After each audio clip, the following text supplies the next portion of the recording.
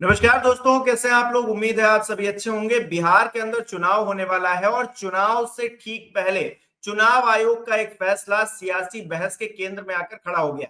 Voter verification, जिसे SIR special intensive revision बताया जा रहा है चुनाव आयोग की तरफ से, उस पर विपक्ष ने सवाल खड़े किए हैं, क्योंकि 11 डॉक्यूमेंट्स, 11 तरह की चीजें बताई गई हैं चुनाव आयोग की तरफ से कि आप ये चीजें ले आते हैं, इनमें से कुछ भी एक ले आते हैं तो फिर आपको हम जो है इस लिस्ट में शामिल कर लेंगे, जो वोट डालने वाली लिस्ट है। लेकिन अगर आप नहीं ला पाते हैं तो आपका नाम इससे हटा दिया जाएगा। हैरानी की बात यह है कि आधार कार्ड भी इसमें शामिल नहीं किया गया, जबकि सरकार ने कितना प्रचारित किया कि आधार कार्ड आपके पास नहीं होगा तो फिर ये तरह की दिक्कतें आपके सामने आ सकती है। लेकिन चुनाव में अगर आप आधार कार्ड को पहचान के तौर पर अगर नहीं दिखा सकते हो तो इस आधार कार्ड का मायने क्या है, इसको बनवाया क्यों गया था, क्या सिर्फ ये दिखावा था, इसको लेकर बात करेंगे। राजीव रंजन जी हमारे साथ मौजूद है। सर, बहुत बहुत स्वागत है हाय, आपका। हाय, नमस्कार। सर किस तरह से देखा जाए, आधार कार्ड अगर पहचान साबित नहीं कर पा रहा है तो फिर क्यों, मतलब इसकी क्या जरूरत है। आप आंखों की रेटिना लेते हो, बायोमेट्रिक्स लेते हो, ये तमाम चीजें करते हो, बावजूद इसके ये पहचान साबित नहीं कर सकता है आपकी, तो फिर क्यों सरकार ने इसे बनवाया था। ये तो सरकार की कार्य प्रणाली पर ही सवाल खड़े कर रहा है। बहुत ही इंटेलिजेंट, बहुत ही बढ़िया सवाल है हिमांशु जी आपका कि भाई जब रेटिना और थंबनेल तमाम तरीके के बायोमेट्रिक्स आपने लिए हैं तो ऐसा आपका बेसिक डॉक्यूमेंट जिसमें ना केवल आपका रेजिडेंशियल एड्रेस प्रूफ है बल्कि आपके बायोमेट्रिक्स भी हैं, वो होने के बाद भी आप उसको वैलिड नहीं मान रहे हो। तो ये हम्म। क्या सरकार की मजबूरियां हैं कि भाई आपने जो है आधार कार्ड पहले हमसे 10-11 साल में बनवाया सेंट्रल गवर्नमेंट ने, हाँ, और अब आप बोल रहे हो कि ये आधार कार्ड वैलिड नहीं है। तमाम हम्म। तरीके की जितनी भी सब्सिडीज है, हिमांशु जी आपकी जानकारी के लिए मैं बता दूं, दर्शकों की हम्म। जानकारी के लिए बता दूं, जितनी भी इंडिया में सब्सिडीज मिलती है, चाहे वो लाडली बहना योजना हो, चाहे वो आपका बच्चों के लिए स्कॉलरशिप स्कीम्स हो, सब हम्म। में मैंडेटरी है आधार को जो है वो लिंक करना। यहां तक कि हिमांशु जी, यदि आपने अपने पैन कार्ड के साथ में आधार कार्ड को लिंक नहीं किया है तो आपको पेनलाइज करती है, ये गवर्नमेंट पेनल्टी लगाती है आपके ऊपर। हम्म। तो जब इतना राजीव, मैं तो बेसिक भुक्तभोगी हूँ, इस चीज का भुक्तभोगी तो मैं खुद ही हूँ, क्योंकि मैंने भी 1,000 रुपए दिए हैं पैन कार्ड को आधार कार्ड से लिंक करवाने को, क्योंकि मैंने शुरुआत में नहीं करवाया। तो उसको जब कहा गया कि आप नहीं करवाएंगे तो मतलब ये चीजें रुक जाएंगी, तो अब आदमी मजबूरी में करेगा ही। 1,000 रुपए फाइन ले लिया सरकार ने मुझसे, और बिहार के जो वोटर्स हैं उनसे कह रहे हैं कि आप आधार कार्ड जो है आपके पास है तो हम उसको नहीं मानेंगे। ये जो 11 लिस्ट हमने दी है इसमें से कुछ लेकर आइए। देखिए, आपकी जेब में सुराख बना दिया सरकार ने आधार के लिए। और ना जाने हम्म। ऐसे कितने ही लाखों और करोड़ों लोग होंगे हिमांशु जी जैसे, जिनके जिनको पेनलाइज किया गया होगा, पेनल्टी लगाया गया होगा, जेब में उनके बड़े बड़े जो है वो उनसे पैसे लिए गए होंगे पेनल्टी के नाम पे। उन हम्म। लोगों को जिस डॉक्यूमेंट के लिए टॉर्चर किया गया कि ये लिंक नहीं है पैन कार्ड के साथ में, आज आप वही डॉक्यूमेंट को वैध मानने के लिए तैयार नहीं हो। आधार कार्ड के ही ऊपर में वो ट्रिब्यून की एक रिपोर्टर ने स्टोरी किया था जिसको रामनाथ गोयंका अवार्ड मिला था कि ये ओपन सोर्स जो है, ये इसका बैकएंड पे जो भी डाटा है वो फ्रीली अवेलेबल है। उस टाइम में हम्म। आपने उठा के, यही नरेंद्र मोदी सरकार ने उठा के उस जर्नलिस्ट को जेल में डाल दिया था। वो ट्रिब्यून की पत्रकार थी। तो हम्म। आपने उस टाइम में आपने स्टैंड लिया था कि नहीं, आधार कार्ड जैसा ठोस कोई और दूसरा प्रमाण पत्र है ही नहीं। तो आज ऐसा क्या हो गया कि आप वही आधार कार्ड को जो है वो वोटिंग के लिए जो है एक प्रमाणिक डॉक्यूमेंट मानने से इनकार कर रहे हो। ये सवाल जो हम्म। है ये पूछा जाना चाहिए सरकार से। ये सरकार जो है हम्म। क्या हर साल जो है ये नए नए शिगुफे छोड़ेंगे क्या? हर दशक में, हर 10 साल में नए शिगुफे छोड़ेंगे क्या लोगों को परेशान करने के लिए? 10 साल पहले आधार कार्ड था, अब ये कोई और कार्ड लेके आ जाएंगे, फिर उसके बाद में कोई और कार्ड ले। क्या मजाक चल रहा है क्या? देश ऐसे चलता है क्या? गवर्नेंस नाम हम्म। की कोई चीज होती है। जब आपने डॉक्यूमेंट्स बनाए हैं, मुझे ये नहीं समझ में आ रहा कि आधार कार्ड को एक अहम डॉक्यूमेंट माना गया है तो आज उसकी वैधता पे सवाल क्यों उठ रहे? जो हम्म। आदमी यदि फर्जी आधार कार्ड बना सकता है, वो आदमी क्या ये जो 11 डॉक्यूमेंट सरकार मांग रही है ये फर्जी नहीं बना सकता है? कि कहीं बिल्कुल। ऐसा है कि जो भाजपा के वोटर है वो पहली वो 11 डॉक्यूमेंट्स बना के बांटे हुए फर्जी, आधार कार्ड नहीं बना पा रहे, कहीं ऐसा तो नहीं है? भाई कुछ ना हम्म, कुछ तो होगा जिसके कारण जो है ये सरकार जो है वो आमादा है, वो तुली हुई है कि नहीं हम आधार कार्ड को नहीं मानेंगे, हम आधार कार्ड हम्म। को एक वैध डॉक्यूमेंट नहीं मानेंगे, वैलिड डॉक्यूमेंट नहीं मानेंगे इलेक्शन के लिए। ये लेकिन देखिए इस देश राजीव में जी अगर नहीं सर्कस मानेंगे, चल रहा है। ये कह रहे हैं कि हम वैध नहीं मानेंगे, तो जो सरकार की कार्यप्रणाली पर सरकार ने जो फैसला लिया था इतने सालों पहले, उस पर ही प्रश्न चिन्ह इलेक्शन कमीशन लगा रहे, तो मोदी जी कैसे शांत रह सकते हैं? मतलब मोदी जी को तो आना चाहिए सामने कि आप कैसे नहीं कर रहे हैं, आपको करना चाहिए आधार कार्ड। भारतीय जनता पार्टी के नेताओं को इसमें तो कटघरे में खड़ा करना चाहिए चुनाव आयोग को कि हमने एक फैसला लिया था, हमारी सरकार ने, कि आधार कार्ड बनेगा और इतनी सिक्योरिटी के साथ में बनेगा, सभी का डेटा सुरक्षित रहेगा, और वो डेटा जब ऐसी कोई जरूरत पड़ेगी, जब आपकी आइडेंटिटी हमको पहचाननी होगी, तो हम उसका इस्तेमाल करेंगे। लेकिन यहां तो चुनाव आयोग ही कह रहा है कि भैया हम मानेंगे ही नहीं, केंद्र सरकार ने जो किया सो किया, हम नहीं मानने को तैयार हैं। ये मुझे लग रहा है प्रेसिडेंशियल रूल लगाने के चक्कर में है बिहार में। सेंट्रल गवर्नमेंट बोलती है कि आधार कार्ड मैंडेटरी डॉक्यूमेंट है, इंपॉर्टेंट डॉक्यूमेंट है, वाइटल डॉक्यूमेंट। और इलेक्शन कमीशन दूसरा एक और संवैधानिक संस्था जो है वो बोलता है कि आधार कार्ड को हम मानेंगे नहीं।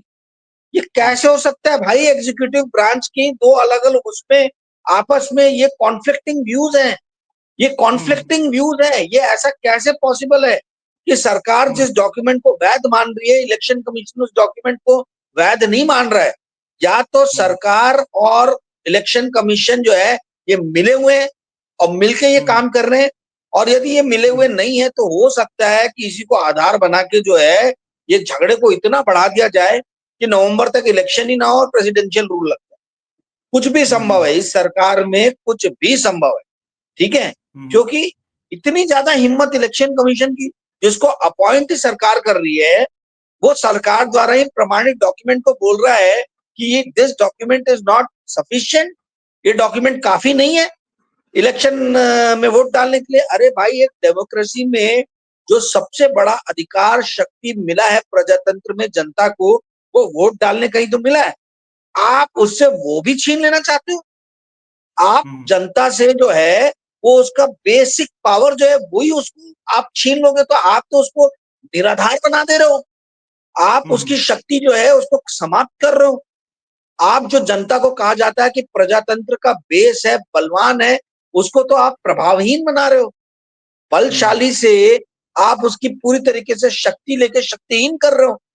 तो ये हम्म, जो है ये देखिए एग्जीक्यूटिव और गवर्नमेंट का मुझे मतलब ऐसा लग रहा है कि गवर्नमेंट के ही बीच में विरोधाभास है, और इस विरोधाभास पे जल्द से जल्द भारत सरकार के किसी नुमाइंदे को, चाहे कैबिनेट मिनिस्टर हो, चाहे होम मिनिस्टर हो, चाहे प्राइम मिनिस्टर हो, किसी ना किसी को आके स्पष्टीकरण देना जरूरी है, बहुत जरूरी है हम्म। कि आप राजीव जी आधार कार्ड मुझे, को क्यों नहीं मानते। बिल्कुल राजीव जी, जी। मुझे तो उम्मीद नहीं है कि भारतीय जनता पार्टी का कोई नेता निकल कर आएगा और कहेगा कि नहीं आप आधार कार्ड लीजिए। मुझे बिल्कुल भी उम्मीद नहीं है। हो सकता है देश में बहुत सारे लोगों को उम्मीद हो, लेकिन मुझे तो नहीं है।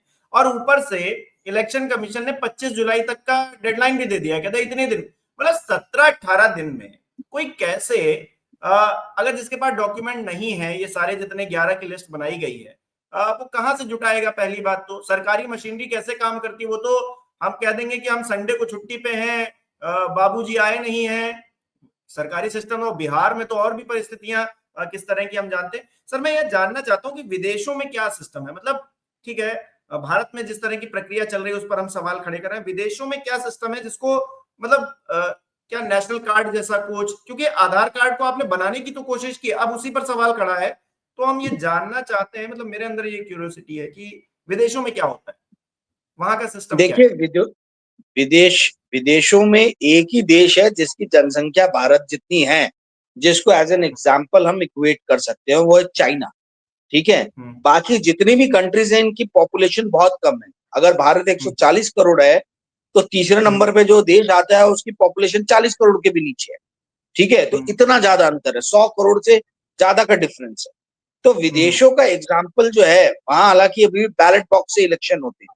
ठीक है, हम्म, वहां पे आप एक कोई भी डॉक्यूमेंट लेके चाहिए, आप वो यहाँ तक कि आपको जान के आश्चर्य होगा, ब्रिटेन में आप और मैं भी वोट डाल सकते हैं, क्योंकि हम लोग कॉमनवेल्थ सिटीजन है, ठीक है, हम लोग कॉमनवेल्थ सिटीजन है।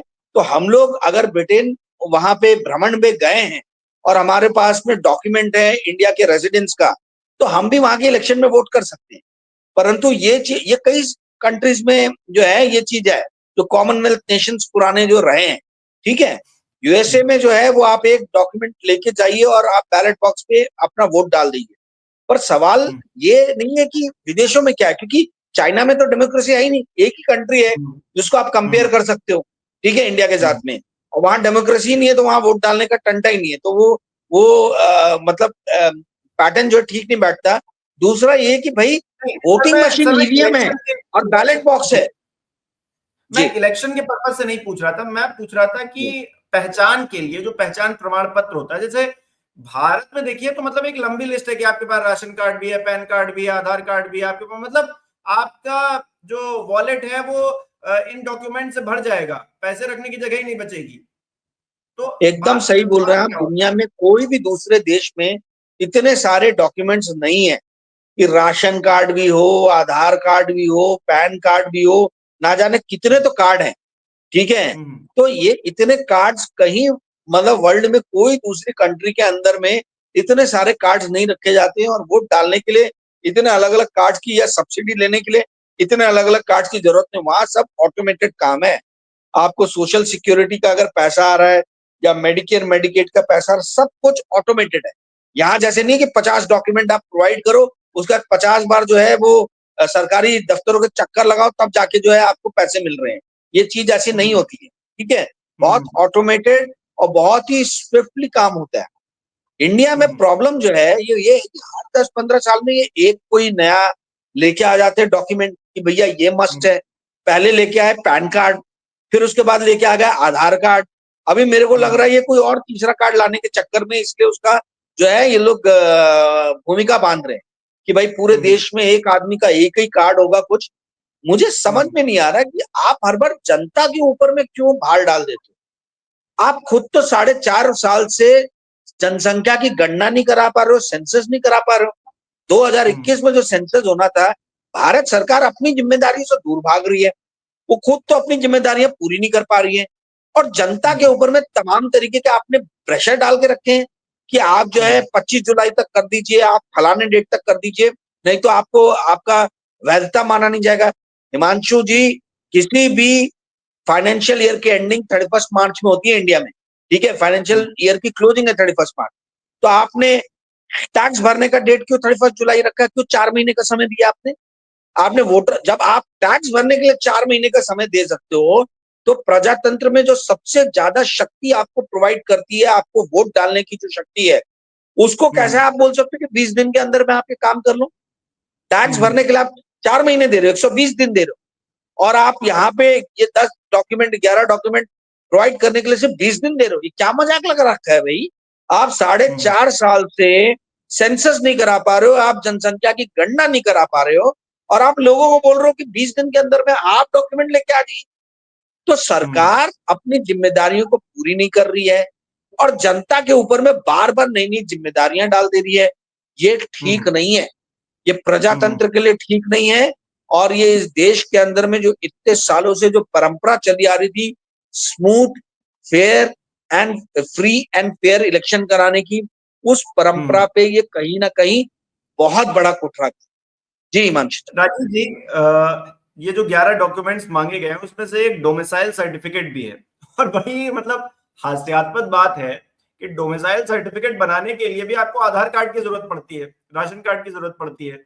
अब बताइए, मतलब आधार कार्ड के जरिए कोई दूसरा एक सर्टिफिकेट बनेगा, उसको मान्य कर दिया जाएगा, लेकिन आधार कार्ड को मान्य नहीं किया जाएगा। मतलब गजब की परिस्थितियां हैं।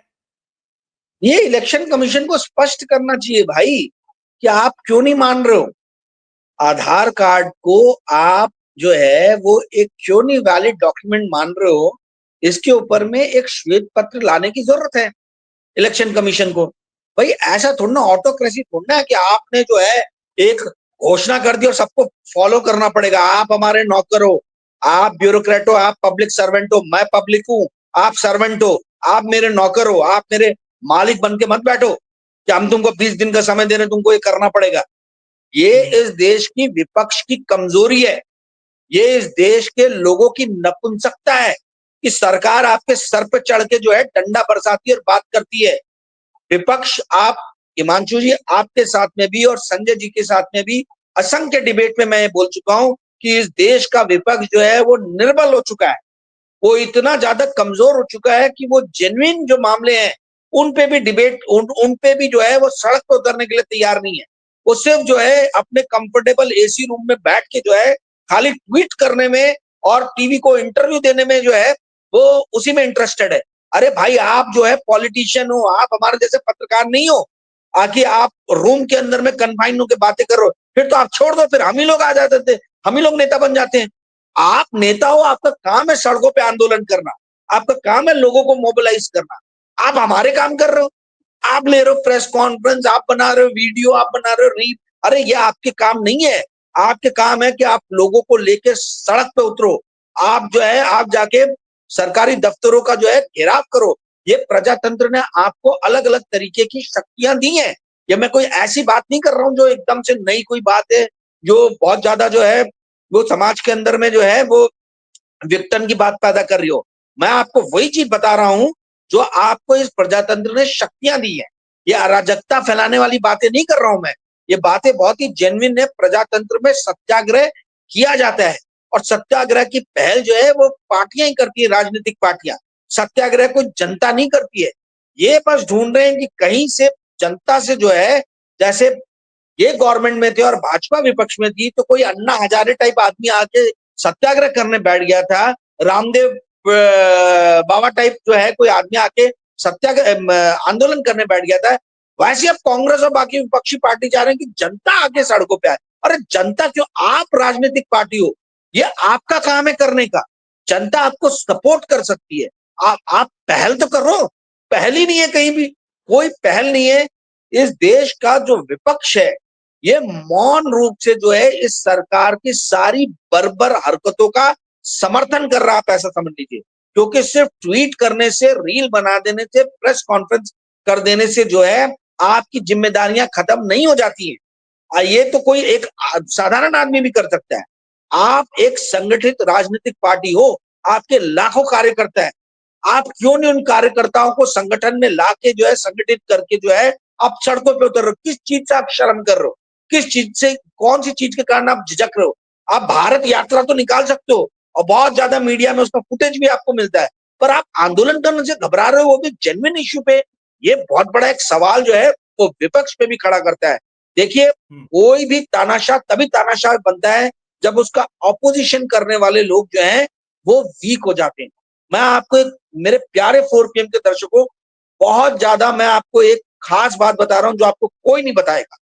डेमोक्रेसी के जो गेट कीपर्स हैं, डेमोक्रेसी के गेट कीपर्स पब्लिक नहीं है। डेमोक्रेसी के गेट कीपर्स जो हैं वो पॉलिटिकल पार्टीज हैं। हिटलर हिटलर इसलिए बना था क्योंकि सारी ऑपोजिशन पॉलिटिकल पार्टीज वीक हो गई थी। मुसोलिनी मुसोलिनी इसलिए बना था क्योंकि सारी ऑपोजिशन पॉलिटिकल पार्टीज वीक हो गई थी। आप आज के दिनों में पुतिन को देख सकते हो, रशिया में कोई ऑपोजिशन पार्टी नहीं है। आप चाइना में देख सकते हो, रशिया में कोई स्ट्रॉन्ग ऑपोजिशन पार्टी नहीं है। तो पॉलिटिक, तो जो डेमोक्रेसी है उसका गेट कीपर जो है वो पॉलिटिकल पार्टीज है, वो जनता नहीं है। जनता सिर्फ साथ देती है। आज की डेट में हमारे देश की जो विपक्ष है वो गेट कीपर बनने का काम नहीं कर रही है। वो भी पब्लिक जैसे जो है वो बहुत ही मौन टाइप जो है विरोध कर रही है। ऐसे विरोधों से प्रजातंत्र नहीं चलता, ये आपको कोई नहीं बताएगा। राजनीतिक पार्टी जो है they are the gatekeepers of democracy. जी मानसू जी। राजीव जी, यहाँ पे दो सवाल है मेरे। एक तो क्या भारतीय जनता पार्टी चुनाव आयोग के द्वारा या आधार का पूरा ये गेम करके, एसआईआर का गेम करके ध्यान भटकाना चाह रही मुद्दे से? दूसरा सवाल ये है कि अगर ध्यान भटकाना चाह रही है तो विपक्ष ध्यान भटकाने दे क्यों रहा है? विपक्ष खुद ही उलझ गया है क्या इस पूरे सियासी जो चाल चली गई थी अगर उसमें? पिछले 11 साल से यदि हिमांशु जी आप पॉलिटिकल एनालिसिस करें कि कैसे घटनाएं हुई हैं, तो शायद ही कभी यदा कदा ऐसा हुआ है कि ऑपोजिशन ने एजेंडा रखा हो और जो सरकार जो है वो उस पर रिएक्ट कर रही है। नहीं तो पूरे 11 साल की यदि आप हिस्ट्री देखें तो सरकार एजेंडा सेट करती है और ऑपोजिशन जो है सिर्फ उसका विरोध करते रह जाते है ना, वो रिएक्ट करता है। होना उल्टा चाहिए। एक प्रजातंत्र के अंदर में एजेंडा सेटिंग जो है वो ऑपोजिशन ने करना चाहिए, और हम देख रहे हैं कि आज की डेट में एजेंडा सेटिंग ऑपोजिशन नहीं कर रही है, एजेंडा सेटिंग जो है वो सरकार कर रही है और ऑपोजिशन रिएक्ट कर रही है। ये सब पॉलिटिकल एनालिसिस के बहुत गूढ़ जो है ये भाग है। ये यूट्यूब पे आने वाले कोई दूसरा आपको राजनीतिक समीक्षक नहीं बताता है, राजनीतिक विश्लेषक ये बातें नहीं बताएगा। वो क्यों नहीं बताते? या तो उनको जानकारी नहीं है या वो भी कहीं संलिप्त है। पॉलिटिकल पार्टीज जो हैं वो सबसे पहले याद रखिए डेमोक्रेसी की गेट कीपर्स हैं। डेमोक्रेसी, हाउ डेमोक्रेसी डाई, एक बहुत ही बढ़िया किताब है जो हर प्रजातंत्र में रहने वाले व्यक्ति ने पढ़ना चाहिए। उस किताब की ही एक खोज है कि भाई पॉलिटिकल पार्टीज जो है जहां जहां वीक हुई है अपोजिशन पॉलिटिकल पार्टीज, वहां वहां डेमोक्रेसी का सत्यानाश हुआ है, विनाश हुआ है। और एग्जाम्पल में तुर्की से लेके तो चाइना, रशिया से लेके तो हंगरी तक तमाम उन्होंने एग्जाम्पल दिए। आप लोग को जहां भी ये किताब मिले जरूर पढ़िए। और दूसरा जो मैंने आपको बताया कि डेमोक्रेसी स्ट्रांग तभी रहती है जब ऑपोजिशन जो है वो एजेंडा सेट करता है। आज ये बिहार का भी जो एग्जाम्पल है, यहाँ देखिए सरकार ने या एग्जीक्यूटिव, निर्वाचन आयोग एग्जीक्यूटिव का ही पार्ट है, ठीक है, लेजिस्लेटिव, एग्जीक्यूटिव, जुडिशरी, ये 3 पिलर है। एग्जीक्यूटिव का पार्ट ही जो है वो निर्वाचन आयोग है। एग्जीक्यूटिव ने एजेंडा सेटिंग की है और अपोजिशन पार्टी जो है वो उसके हिसाब से रिएक्ट कर रही है। ये डेमोक्रेसी के लिए कहीं भी अच्छा नहीं है। पर्दे के पीछे बहुत बड़ा कुछ खेल हो रहा है, जिस खेल को अपोजिशन पार्टी समझ नहीं पा रही है। आपका संदेह बिल्कुल सही है हिमांशु। राजीव जी, लग ही रहा है क्योंकि तेजस्वी यादव जब खुद ही कह रहे हैं प्रेस कॉन्फ्रेंस करके कि हमारे सवालों के जवाब नहीं दिए जा रहे हैं, 24 से 48 घंटे हो रहे हैं और हमने सवाल किए, उसका कोई जवाब नहीं मिल रहा है। यानी कि ये दिखाता है कि आपके सवालों में या तो दम नहीं है या फिर आप इतने मजबूत नहीं, आपकी आवाज इतनी मजबूत नहीं है कि वो विवश हो जाए हमारे सवालों के जवाब देने के लिए। अब ऐसी परिस्थितियां चल रही हैं तो क्या होगा बिहार के अंदर, क्योंकि 25 जुलाई बहुत ज्यादा दूर तो है नहीं। अब 25 जुलाई तक क्या बदलाव आते हैं, क्या विपक्ष कर पाता है इन 17-18 दिनों में, ये देखना दिलचस्प रहेगा। हमारे दर्शक किस तरह से देख रहे हैं इस पूरे विषय को, हमें कमेंट करके बताएं। राजीव जी, आप जुड़े, बहुत बहुत शुक्रिया।